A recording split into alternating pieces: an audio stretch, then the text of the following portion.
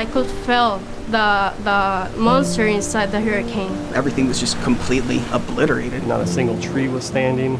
The power lines were all down. There was no sense of civilization. The lack of power is ultimately a life or death event. We still have people without light a year from Maria, you know. I wanted to come back and see what happened and see, where the island is, where they need help. The mission of Solar Libre is both workforce development and helping to energize the island.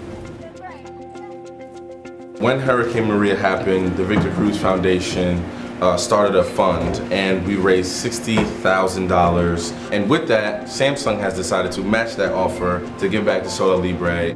We hope that between the tablets and the financial donation, that we really build the foundation to really launch this amazing program to something even bigger. We're basically trying to make a more solar community-driven Puerto Rico. This project of Solar Libre in our center in Arecibo brings us great hope. To be able to bring hope to these people, to this community, is just breathtaking. With this donation, we're gonna do a lot of work, and Puerto Rico is gonna be solar. I promise that. It's a pretty special group of kids, and now our goal is to just grow that number and grow the importance that they feel to help and give back to their own communities.